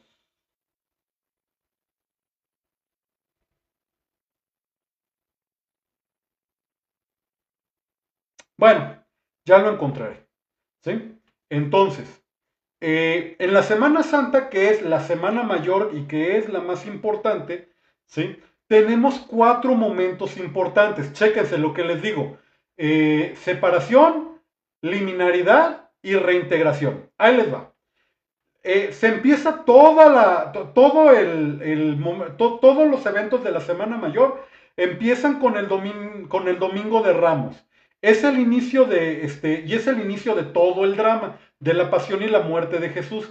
Y es el momento en el que se celebra, pues, o se revive el momento en el que Jesús entra triunfante a Jerusalén. ¿Sí? Tienes el Jueves Santo. El Jueves Santo, ¿sí? Se vuelve a recordar y se vuelve a revivir la última cena. Y entonces ahí la Eucaristía es la más importante de todo el año y la otra que se le olvida a mucha gente, el lavado de pies, que es un momento sagrado en el que tenemos que entender que Jesús y que Dios y que la iglesia nos llama a ser piadosos. ¿Sí? No, perdón. Tenemos también el Viernes Santo, que es el inicio de la pasión y la muerte. ¿Sí? Tenemos la pasión y la muerte en el Viernes Santo. Tenemos el sábado santo, que es el sepulcro, y ese es el único momento en todo el año católico en el que no se celebra propiamente la misa. ¿Sí? Incluso quienes son creyentes no me dejarán mentir, quienes no son creyentes, el próximo año pongan atención, ¿sí? Se tapan las imágenes religiosas porque en ese momento Jesús se encuentra en el sepulcro. Y aquellas personas que practican magia, vamos a hablar de ello cuando hablemos de santería dentro de 3 sesiones, ¿sí? Ellos buscan el agua del rocío de ese día en el que Jesús se encuentra en el cementerio para poder hacer trabajos malos, ¿sí? Se cree que esa agua es un agua maligna, ¿sí? Y de ahí hacen trabajos negros ellos. Cuando hablemos de santería explicamos cuál es la lógica que hay detrás de esos trabajos. Eso es dentro de 3 sesiones, ¿sí? Y luego tenemos, ¿sí?, el domingo, que es la gloria y la resurrección, que son las apariciones, ¿sí?, que se recuerdan las apariciones de Jesús y pues la resurrección de Jesús. Entonces, en ese tenor, yo quiero que notes esto. Son 3 días los de la pasión y la muerte de Cristo. Y acuérdate de lo que yo te contaba de la iglesia que siempre rima, como Star Wars que siempre rima, ¿sí? El evento de la pasión y de la muerte de Cristo, que es el evento, que es el mito fundacional de toda la cristiandad, ¿sí?, está en 3. ¿Se acuerdan, por ejemplo, de un evento de Jesús que ocurrió cuando era niño? Cuando era niño andaba con sus papás y de repente se le perdió a sus papás. ¿Alguien se acuerda cuántos días se perdió Jesús? Se perdió 3 días, ¿sí? Y se perdió 3 días precisamente porque es una profecía autocumplida. Jesús está perdido del mundo 3 días cuando es niño, y así como Star Wars, ¿sí? Está perdido 3 días cuando es adulto y cuando está en el sepulcro, ¿sí?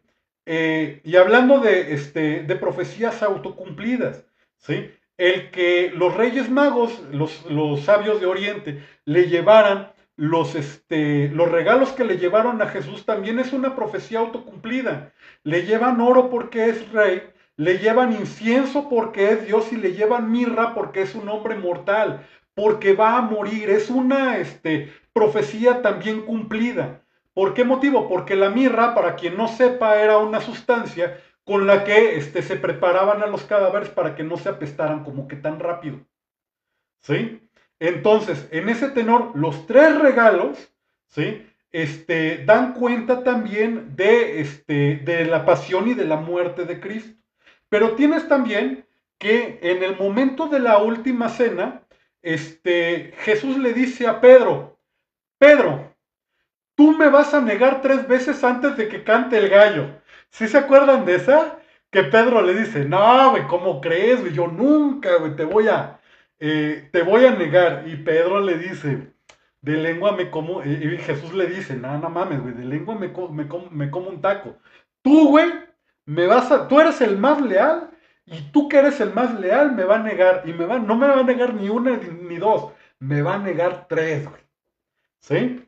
A ver, si es cierto. Y sí, ¿qué ocurre? Que Jesús efectivamente, que Pedro efectivamente niega a Jesús 3 veces. Pero ¿qué sucede cuando Jesús se le vuelve a aparecer a Pedro? De esa parte casi nadie se acuerda. Jesús lo perdona 3 veces, ¿sí? Jesús se le aparece a Pedro y Jesús le dice a Pedro: Simón, ¿me amas más que estos? ¿Y qué le dice Pedro a Jesús? Le dice: sí, Señor, te amo, sabes que te amo. ¿Y qué le dice Jesús? Apacigua a mis corderos. Y luego Jesús le vuelve a preguntar: Simón, ¿me amas más que estos? Y Pedro le vuelve a decir: sí, te amo, sí, Señor, sabes que te amo. Y Jesús le dice: pastorea mis ovejas. Y luego le vuelve a preguntar. Fíjense que el perdón es triple, ¿sí? Simón, ¿me amas más que estos? Sí, Señor, sabes que te amo, ¿sí? Entonces, apacienta a mis corderos. Si se dan cuenta, entonces es 3 veces, ¿sí? Que lo niega y 3 veces que es perdonado. Porque la Santa Madre Iglesia y Jesús nos manda perdonar todas las veces que sean necesarios, ¿sí? Entonces, es el amor de reconstruir lo roto y es no humillar al que se resbaló, sino confiarle, sino volver a confiar en él, ¿sí? Me preguntaban hace un rato, ¿sí? Ay Dios, ya no vi en el live, ¿sí? Eh, el 3 es un número que se repite mucho dentro del mundo de lo católico. Piensen, por ejemplo, cuando Jesús se va al desierto, que es lo que recordamos nosotros en el mundo de en el tiempo de la cuaresma. También ocurre una cosa 3 veces cuando Jesús está en el desierto. ¿Quién se acuerda? ¿Sí? ¿Quién se acuerda? Ahorita les cuento por qué Jesús es verbo, porque eso es una cosa interesante. Las tentaciones, muy bien. Déjenme apunto lo del verbo porque sí es importante para entender el mundo de lo cristiano. ¿Sí? Ocurren 3 tentaciones. Resulta que Jesús anda en sus cosas. Ah, no, sí lo apunté. Sí. Bueno, sí. Resulta que Jesús anda en sus cosas haciendo oración y ayuno y se le aparece el maligno. Y primero le pone una tentación. La primera tentación que le pone es, güey, ¿tienes mucha hambre?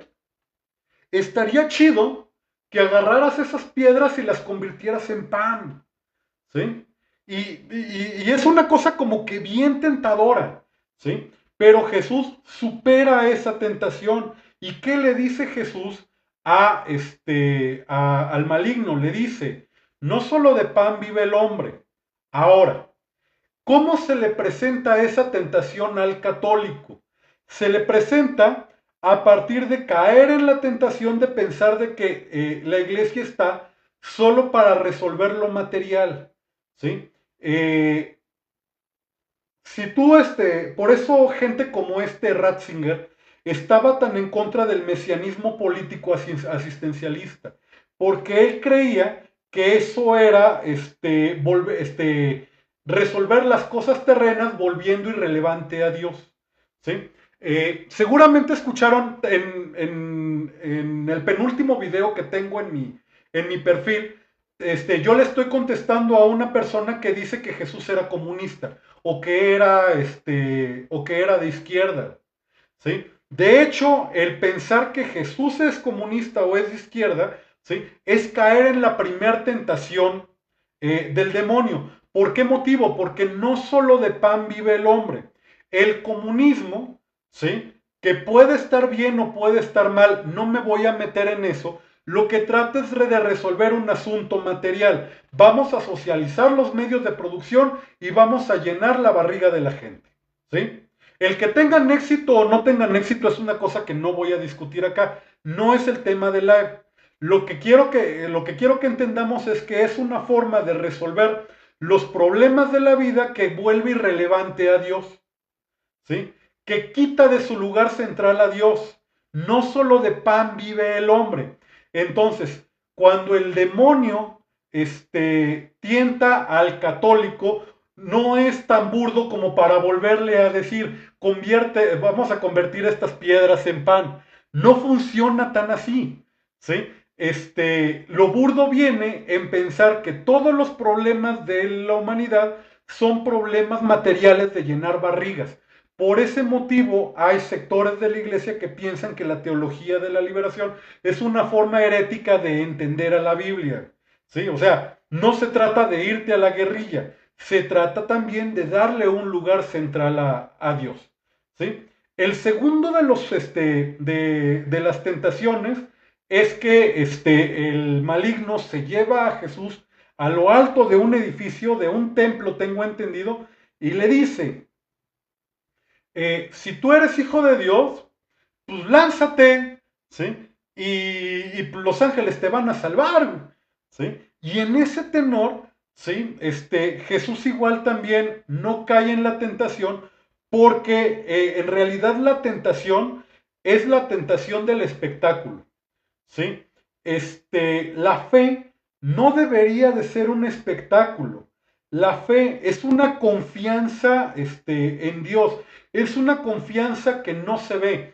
Ahí es en donde luego los ateos se pierden un poco, porque ellos dicen, pues a ver, entonces, si Dios existe, ¿a dónde están los milagros? ¿Por qué no hay milagros todo el tiempo? Y la respuesta es, porque la relación que se tiene con la fe es una relación de confianza. Dios no es un pinche cirquero, ¿sí? Entonces, en ese tenor, así como Dios, así como Jesús no era un pinche cirquero para aventarse al vacío y que los ángeles lo salvaran, no puedes esperar que Dios sea un cirquero para ti y que tú le pidas un milagro y como no te dio el milagro, entonces ya no crees en el dogma y el ritual del mundo católico, ¿sí? Los católicos no piensan así. Los católicos valoran mucho la fe ciega precisamente por esta segunda tentación. No necesitan poner a prueba a Dios para confiar en Él, ¿sí? Y en ese tenor, pues ahí es en donde los ateos luego no entienden la lógica de los creyentes. El creyente cree en Dios porque confía en Él. No necesita que Dios sea un cirquero, pero como el ateo no tiene la fe y no le tiene confianza a Dios, necesita que Dios sea un cirquero y cae entonces en la segunda tentación del desierto, ¿sí? Eh, Ahora, piensen ustedes, no voy a decir que está mal, porque aclaro, o sea, estamos viendo a la religión desde el mundo de la antropología y no quiero decir que otra religión está mal, pero piensa en cómo se ven, por ejemplo, esos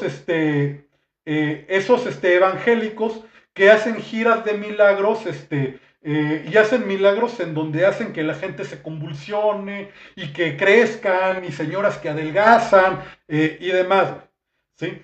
Para un católico es un espectáculo muy feo y es un espectáculo muy feo porque es convertir a Dios en un cirquero, ¿sí? Y en ese tenor es caer en la segunda tentación de Cristo, ¿sí? Entonces, el demonio no se le va a aparecer al creyente para decirle, aviéntate de este templo. Insisto, el demonio no es tan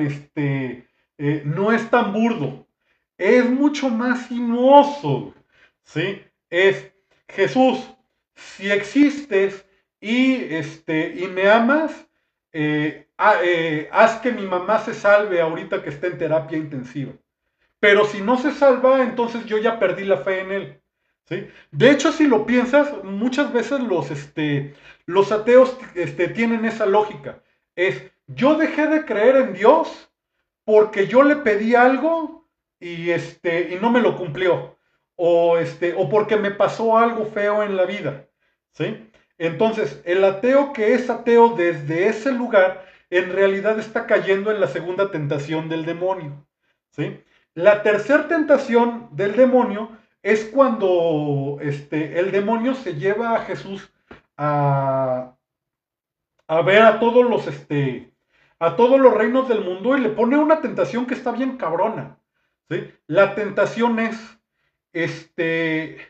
si tú en este momento me adoras, yo te doy todos los reinos del mundo. O sea, imagínate lo cabrón que era eso. Es Jesús que viene a instituir el reino de Dios en todos los reinos del mundo y el demonio se lo está dando en bandeja de plata. No mames, se hubiera ahorrado todo, ¿sí? O sea, porque pues ya, si el demonio le da todos los reinos del mundo a Jesús y Jesús ya se hace el rey de todos los reinos del mundo y ahí pone el reino de Dios, pues ya chingó y ya no tiene que hacer la pasión, ya no tiene que hacer la muerte, ya no tiene que bautizarse, ya no tiene que hacer nada, ¿sí? Pues estaría con madre, güey, ¿sí? Sí, estaría con madre, ¿no? A ver, me dicen que que se está cortando mucho. ¿Sí se está cortando mucho? ¿Sí? ¿Sí se está cortando mucho? ¿Sí? Ah, dicen que no. Bueno, quien, quien dice que sí, yo creo que voy a subir la repetición. Vale. Entonces les comentaba, pues, o sea, a Jesús, pues hubiera estado bien chingón. Yo me pongo en el lugar de Jesús, o sea, perdón por tomarme el atrevimiento a los creyentes de acá, pero yo digo que fue la tentación más cabrona, güey, ¿sí? Y Jesús obviamente, no acepta por un montón de razones. En primer lugar, porque toda su vida, como lo comenté anteriormente, es la remasterización de todo el Viejo Testamento. O sea, saltarse eso hubiera sido saltarse los pactos del Viejo Testamento. Él mismo, cuando vive y vuelve a hacer las cosas que ya ocurrieron en el Viejo Testamento, rompería pues la actualización del pacto que hay en el Viejo Testamento. Y en segundo lugar, ¿sí? En el mundo de lo cotidiano, lo que significa esa tentación es pactar con lo injusto para lograr el bien. Por ejemplo, miren, yo una vez pregunté una vez en una iglesia si el padre de la patria, el padre Hidalgo, que era un sacerdote, él se había ido al cielo, se había ido al infierno. Tenía como 8 años cuando pregunté eso. Sí, yo se lo pregunté a un sacerdote. ¿Sí? El sacerdote me dio obviamente una respuesta acorde a mi edad de 8 años, pero pues, ahorita que somos adultos, la tercera tentación es que hagas las cosas mal para obtener un bien. O sea, que creas que el fin justifica los medios. El padre Hidalgo, en el mundo del cristianismo, ¿sí? Hizo cosas malas, ¿sí? El padre Hidalgo mató gente, ¿sí? Entonces, y aunque hizo un bien, fue el precursor de la independencia de México, de pronto el fin no siempre justifica los medios, ¿sí? Sería como si Jesús se hubiera arrodillado ante el demonio para hacerse de los pueblos del mundo y ahí sí instituir el mundo, el reinado de Dios y salvarlos a todos, ¿sí? No puedes pactar con el mal para hacer el bien.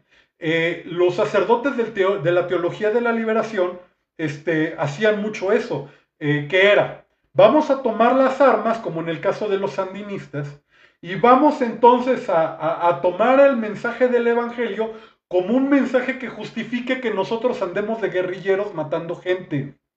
¿Sí?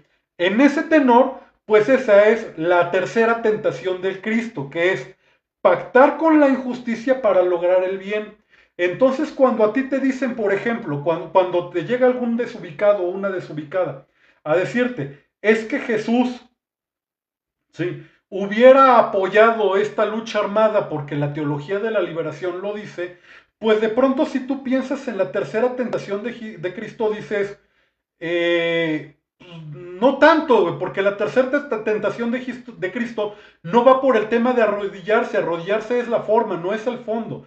Es, ¿por qué vas a pactar con la injusticia o por qué vas a hacer las cosas mal, aun y cuando tu intención sea buena? No puedes hacer eso. El fin no justifica los medios, ¿sí? Entonces, en ese tenor, ¿sí? Pues bueno, yo les quería compartir eso, ¿no? Que quiero que notes cómo los ritos dentro del mundo de lo social no son nada más, como piensan muchos ateos, puras mamadas que hace gente ideologizada. No, ¿sí? Entender al símbolo implica que vas a entender al mito de otra forma, y eso significa que vas a entender al rito de otra forma, y eso significa que vas a entender al ritual de otra forma. Acuérdense que ritual es la conjunción de muchos ritos, y acuérdense que en el mundo de lo católico no se llama ritual, se llama liturgia, pero es lo mismo, ¿sí? Y de este modo entonces, la religión dejan de ser puras mamadas que hace gente ideologizada, como creen esas personas. Entonces, luego a mí me preguntan mucho, a mí me preguntan, oye, ¿tú eres católico? La verdad de las cosas es que yo no soy un creyente católico, ¿sí? Pero quiero que notes que poder entender los símbolos, que poder entender los rituales y que poder entender los mitos hace que tú puedas encontrar cosas valiosas aún y en una fe que no tienes, ¿sí? Y en ese tenor, entonces, tú cuando ves a los religiosos hacer sus procesiones, rezarle a un santo, asistir a misa o hacer ayuno, tú entonces no ves a una persona ignorante e ideologizada, como muchas veces se imaginan muchos ateos, sino que estás viendo a una persona que es capaz de salirse del mundo de lo profano, meterse al mundo de lo sagrado, eh,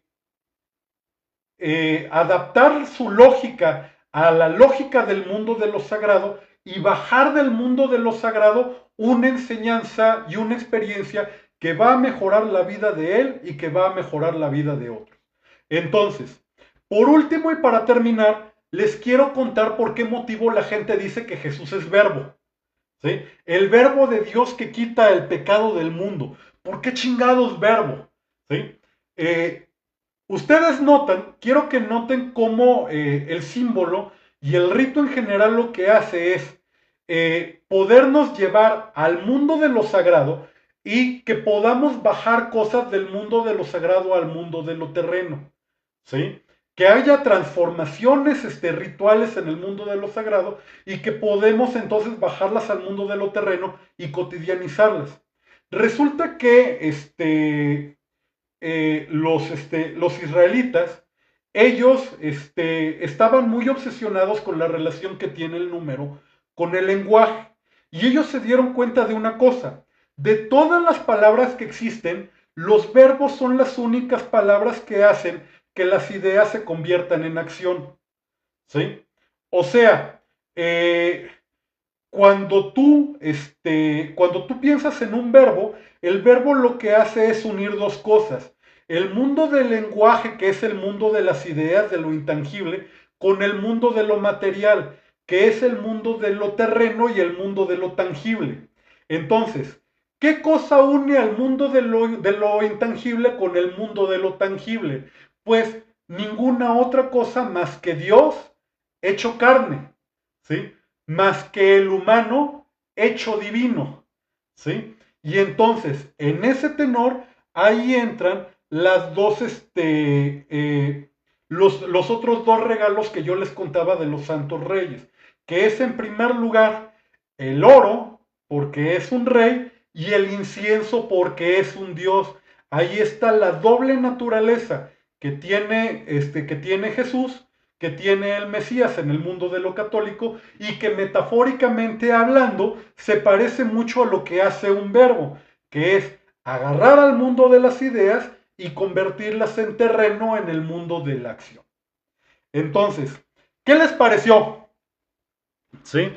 ¿Qué les pareció? ¿Les gustó? ¿No les gustó? A los católicos, ¿les pareció que fui lo suficientemente respetuoso? No, y demás. Qué bueno que sí les gustó.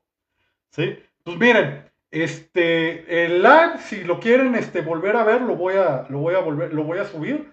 De pronto, si alguien más lo grabó y quiere subir clips, yo no tengo pedo. La próxima sesión, ¿de qué se va a tratar? La próxima sesión, que sería de este viernes, que sería, perdón, dentro de 8 días, es más, les voy a poner el flyer de una vez. ¿Sí? A ver. ¿Sí? A ver, entonces les voy a poner el flyer de cuál es la siguiente sesión. No, no es el de masonería. Vamos a hablar de... Aquí está. ¿Sí? A ver, aplicar. ¿Sí? Aquí está, miren. ¿Sí? Se los voy a poner grande. La sesión de dentro de 8 días, ¿sí? Vamos a hablar de las religiones prehistóricas. Vamos a hablar de los estados alterados de conciencia. Vamos a hablar de arte rupestre, ¿sí? Vamos a hablar del trance y demás. ¿sí? Y para esto, ¿sí? Para dejarles el gusanito, les voy a dejar dos tareas. La primera tarea es, si van a misa, si ustedes son creyentes y van a misa, presten atención a lo que les dije, a los momentos de la misa, a qué cosas se refiere, a qué cosas se recuerdan de la vida de Jesús en cada momento de la misa y demás. Ahora después del live van a ver los sacramentos y la misa de otro modo. Y piensen también en los momentos rituales que ustedes viven, aunque no sean creyentes. Todos vivimos momentos rituales. Hasta que nos sellen el pasaporte es algo. ¿Sí? Piénsalo. Si están las joyas de tu abuela en un lugar especial, piensa qué cosas sagradas hay en tu casa, qué cosas en tu casa no podría tocar una visita. Eso te va a hacer entender mucho de cómo funciona el mundo ritual. Y en tercer lugar, y como preparación a la siguiente sesión, les quiero preguntar algo. Seguramente todos han visto pinturas rupestres, ¿sí? ¿Alguna vez se preguntaron por qué alguien se metería en una pinche cueva oscura y peligrosa? A pintar una vaca, güey, o a pintar un chingado venado en esa cueva oscura y peligrosa donde nadie la va a ver. Tendría sentido pintar una vaca o un venado afuera de la cueva, allá afuera donde va a ver toda la gente y van a pensar que eres un gran artista. Pero adentro de la pinche cueva oscura en donde nadie la va a ver, como por qué la gente lo haría. Entonces, vamos a hablar de eso, vamos a hablar de estados alterados de conciencia y vamos a hablar de trance. Porque ahora vamos a ver al mito, al rito y a la religión a través de las religiones prehistóricas. Y pues bueno, con esto yo daría por terminado el live. Les agradezco mucho a las personas que se conectaron, las personas que me enviaron regalitos. No es la intención de live ni que fuera yo una OnlyFanera que hace contenido de TikTok para promover mi OnlyFans. Pero igual les agradezco de todo corazón que me hayan donado. Y pues bueno, si les gustó, nos vemos dentro de 8 días y vamos a hablar entonces de estados alterados de conciencia y de arte rupestre. Yo ahora sí que con esta me despido y muchísimas gracias. Hasta luego. Ahora yo no sé cómo... Ah, aquí finalizo. Finalizado.